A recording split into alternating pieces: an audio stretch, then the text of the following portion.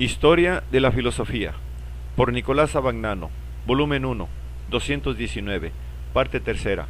Filosofía escolástica, capítulo 7, la escuela de Chartres, 215, el naturalismo chartrense. El problema de los universales, desde sus primeros planteamientos, constituye la señal de un nuevo interés por el hombre y en particular por sus facultades cognoscitivas. El resultado inmediato de este interés es una mayor autonomía reconocida a tales facultades. Pero el siglo XII nos ofrece también, en algunas orientaciones filosóficas, el ejemplo de un nuevo interés por el mundo de la naturaleza. Y también, en este caso, el resultado de este interés es el reconocimiento de una mayor autonomía de la naturaleza con respecto a su mismo creador. Este segundo aspecto de la escolástica del siglo XII constituye la orientación seguida por los filósofos que enseñaron en la Escuela Catedral de Chartres, que había sido fundada a fines del siglo X por Fulberto, muerto en el año 1028. Pero junto al interés naturalista, la Escuela de Chartres cultivó también el interés por los estudios literarios y gramaticales y por la lógica, de modo que de ella nos presenta la mejor documentación del cambio que experimentó la filosofía escolástica en el siglo XII. Un cambio merced al cual el mundo entero del hombre fue indagado y contemplado con renovado interés, aún en el puesto subordinado que él mismo conserva frente a las fuerzas trascendentes que lo rigen. Los temas de filosofía natural preferidos por los filósofos de Chartres son muy sencillos y vinculados todos ellos con el intento de Abelardo de insertar el Timeo de Platón en el árbol de la teología cristiana. Abelardo había identificado la platónica alma de mundo con el Espíritu Santo. Esta identificación la mantuvieron también los filósofos de Chartres, pero ellos identifican además el alma del mundo con la naturaleza, con lo cual la naturaleza se convierte en la fuerza motriz, ordenadora y vivificadora del mundo, en cuya acción adquiere una dignidad y un poder autónomo. La naturaleza recibe el nombre de fuerza universal, que no sólo hace ser a cada cosa, sino que la hace ser lo que ella es en particular. En las composiciones literarias que expresan imaginativamente y según los modelos clásicos estos mismos conceptos, se la personifica y exalta como a la hija de Dios, generadora de todas las cosas, el orden, el esplendor y la armonía del mundo. Pero lo importante es que, reconocida esta dignidad a la naturaleza, se hace posible también reconocerle cierta autonomía, es decir, resulta posible explicar la naturaleza con la naturaleza. Los filósofos de Chartres, al utilizar las fuentes clásicas y patrísticas, especialmente Cicerón, recurren de buen grado a doctrinas epicúreas y estoicas para sus explicaciones cosmológicas. Naturalmente, la utilización de doctrinas tan heterogéneas, platonismo, epicureísmo, estoicismo, mezcladas todas juntas en la retorta de la teología de Abelardo, da lugar a estructuras conceptuales heterogéneas y confusas, de escaso valor científico y filosófico. Sin embargo, la importancia de estas tentativas no está en sus resultados, sino más bien en la orientación filosófica que esbozan, una orientación decidida a tener en cuenta cada vez más a la naturaleza y al hombre, por más que la naturaleza y el hombre se conciban no en oposición a lo trascendente, sino como manifestaciones del propio trascendente. El rumbo que encuentra su más rica expresión filosófica en la escuela de Chartres había sido preparado desde el siglo anterior por cierta reanudación de los conocimientos científicos, debida principalmente a los contactos con los árabes. Hasta mediados del siglo XI, por lo que respecta a la ciencia natural y a la medicina, la cultura medieval se había mantenido inmóvil en la obra de Herberto de Aurillac. Por aquella misma época, el médico Constantino Africano hizo conocer al mundo occidental, con numerosas traducciones, la ciencia y la medicina griego-árabe. Constantino Africano había nacido en Cartago y había viajado por Oriente y Egipto. En 1060 se estableció en Salerno. En tiempos del abad Desiderio, 1058-1087, se hizo monje en la abadía de Montecassino. Tradujo del árabe 2 libros de medicina, titulados Pantecni y Viaticum, que fueron atribuidos luego al médico judío Isaac e impresos bajo su nombre. Lyon, 1515. Después, Constantino tradujo obras médicas del mismo Isaac y de los grandes médicos griegos Hipócrates y Galeno. Llamó la atención sobre la teoría atómica. Continuó la obra de Constantino el Africano, el inglés Abelardo de Bath, nacido hacia el año 1090, que enseñó varios años en Lyon, en la escuela de Anselmo, y viajó por España, Italia Meridional y Asia Menor, regresando a Inglaterra al cabo de 7 años para dar a conocer lo que había aprendido de los árabes. Tradujo entonces los elementos de Euclides y varios escritos árabes de aritmética y astronomía. También compuso 2 libros, uno de los cuales, Cuestiones Naturales, es una obra física. El otro, De Odem et Diverso, está escrito en forma de carta a un sobrino y es una alegoría en la que la filosofía y la filocosmía se disputan al joven Abelardo, blasonando cada una de sus propios méritos. En las cuestiones naturales, Abelardo contrapone explícitamente la razón a la autoridad, por lo que se refiere a la investigación del mundo natural. En esta investigación, afirma él, lo que es menester asir y conocer es la razón de las cosas. Este procedimiento nada quita del poder de Dios, porque Dios lo hace todo, pero no hace nada sin razón. La ciencia humana debe tender precisamente a conocer tal razón. En la búsqueda de esta razón, Abelardo recurre con frecuencia a la teoría atómica que probablemente tomaba de Constantino Africano, y que en este periodo, como veremos enseguida, se cita mucho, si bien es conocida más que a través de Lucrecio, a través de los testimonios de escritores patrísticos, Calcidio, Ambrosio, San Agustín e Isidoro. Además de esto, fue el primero en introducir en el occidente latino la prueba aristotélica de la existencia de Dios, deducida del movimiento, de lo cual tal vez puede inferirse que debió conocer por medio de los árabes la física de Aristóteles, entonces todavía inaccesible a los filósofos de Occidente, y que cita él en un pasaje.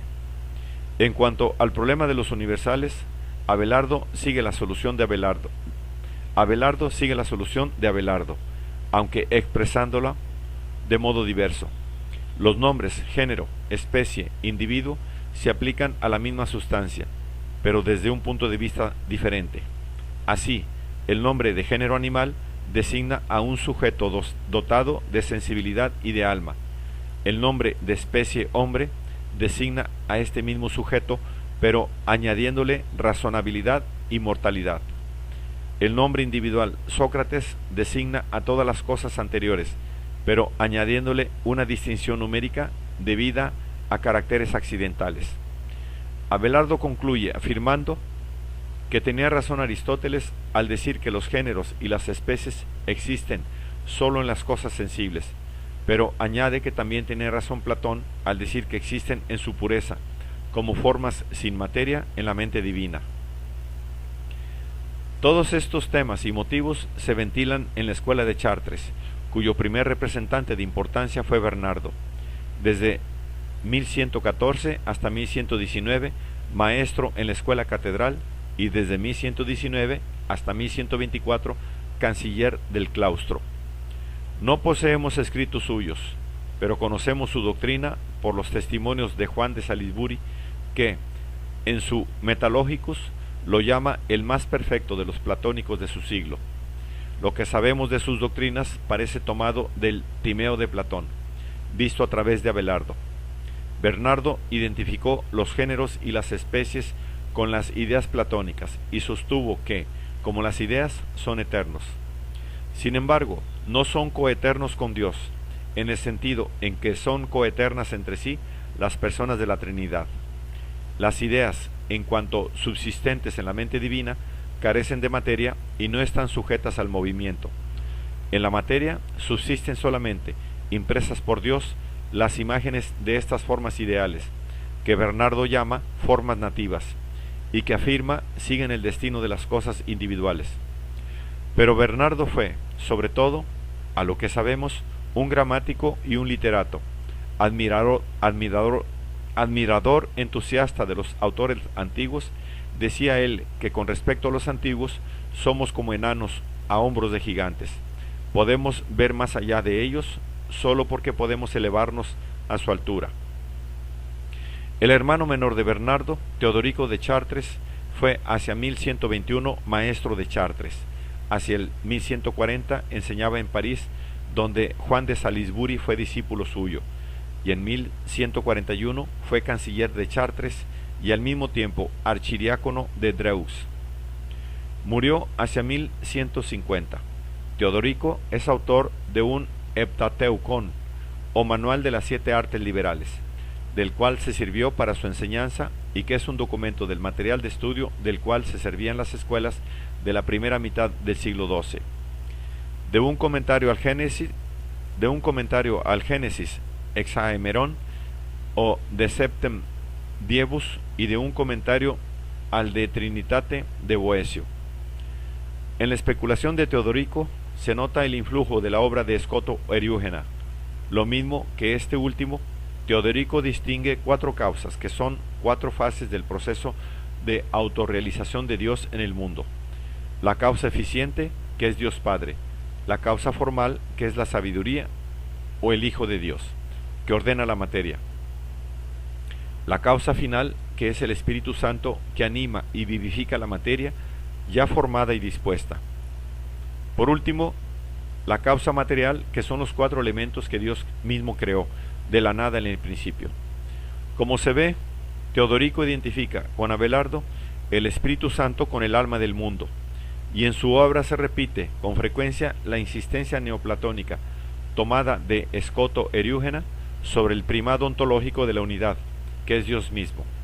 Aún más, Teodorico insiste tanto sobre la noción de unidad que considera Dios en su comentario al de Trinitate de Boecio como la única forma del ser, de que participan todas las cosas existentes, como de la única materia participan todas las cosas materiales. Es probable que, para Teodorico, esta doctrina no tuviera el significado panteísta que presenta a primera vista, pero en tal sentido podía ser tomada y fue tomada, como veremos, por algunos escolásticos. Es, pues, característica de Teodorico, como de todos los filósofos de Chartres, la tesis de que la obra milagrosamente creadora de Dios se agota con la producción de los 4 elementos. Una vez creados los 4 elementos, la acción natural de sus propias capacidades produce el ordenamiento del mundo y la disposición de sus partes. En esta acción tiene una gran parte el fuego con su poder iluminador y calorífico. Se trata de la vieja doctrina estoica, tomada de la tradición neoplatónica. Discípulo de Bernardo fue Guillermo de Conches, de quien sabemos muy pocas cosas. Tal vez nació hacia el 1090 y todavía vivía en 1154, y fue profesor de gramática en Chartres. Escribió una filosofía, que es su primera obra sistemática, un Dragmaticon, compuesto en 1114 y 1149, que puede considerarse como su obra de mayor madurez. Extractos del Dragmaticon son el de Secunda y el de Tenia Filosofía. Escribió también glosas a Boecio, glosas al Timeo y un tratado de ética, Moralium Dogma Philosophorum, que es un florilegio de máximas morales tomadas de autores paganos y ordenadas sistemáticamente. También se atribuye a Guillermo un Compendium Philosophia en 6 libros que otros atribuyen a Hugo de San Víctor y que probablemente es obra de un recopilador anónimo. En todos estos escritos aparecen, aunque con ciertas oscilaciones y correcciones, las doctrinas típicas de la escuela de Chartres. En las glosas al Timeo, que se consideran anteriores a la filosofía y que han sido publicadas recientemente, Guillermo dice: el alma del mundo es el vigor natural por el cual sólo algunas cosas tienen movimiento, otras desarrollo o crecimiento, otras sentido y otras discernimiento. A mí me parece que este vigor natural es el Espíritu Santo, es decir, la concordia divina y benigna, la cual es aquello de lo que todas las cosas tienen el ser, el moverse, el crecer, el sentir, el vivir y el discernir. Esta misma doctrina se repite con más incertidumbre en la filosofía, pero desaparece del Dragmaticón, tal vez por efecto de las condenas de que entre tanto había sido objeto en la persona de Abelardo. Más característicamente, Guillermo insiste en la composición atómica de los 4 elementos. Según Guillermo, el agua, el aire, la tierra y el fuego no son verdaderamente elementos porque son divisibles. Los verdaderos elementos son indivisibles, pues son simplísimos. En consecuencia, Guillermo llama elementata o elementos del mundo al agua, al aire, a la tierra y al fuego, y reserva el nombre de elementa solo para los átomos, a los cuales atribuye las cualidades fundamentales opuestas, cálido y frío, seco y húmedo. Todos los temas de la escuela de Chartres encuentran una expresión imaginativa en la obra de Bernardo Silvestre, autor de un poema titulado De Mundi Universitate, Sive Megacosmos et Microcosmos, escrito hacia el año 1150 y dedicado a Teodorico de Chartres. La obra está escrita en verso y en prosa, siguiendo el ejemplo del de Consolatione de Boecio y del de Nuptis de Marciano Capella, y es una especie de cosmogonía inspirada en el Timeo de Platón. Bernardo personifica las entidades teológicas y metafísicas de la escuela de Chartres. La materia de Ile, concebida como absolutamente informe, es reducida al orden y a la armonía por el intelecto o nous, por medio de la naturaleza o physis. En la cima de este orden está situado el hombre, el microcosmos. La oposición entre el carácter informe, pavoroso y maligno de la Ile y el orden racional que la physis trata de imponer da colorido dramático a la obra. En ella, los atributos mismos de la Trinidad vienen a ser puramente cosmológicos, es decir, relativos a las funciones que las personas cumplen respecto al mundo y caracterizados como poder, sabiduría y bondad, según un esquema que se da con frecuencia en los maestros de Chartres y que deriva de Abelardo.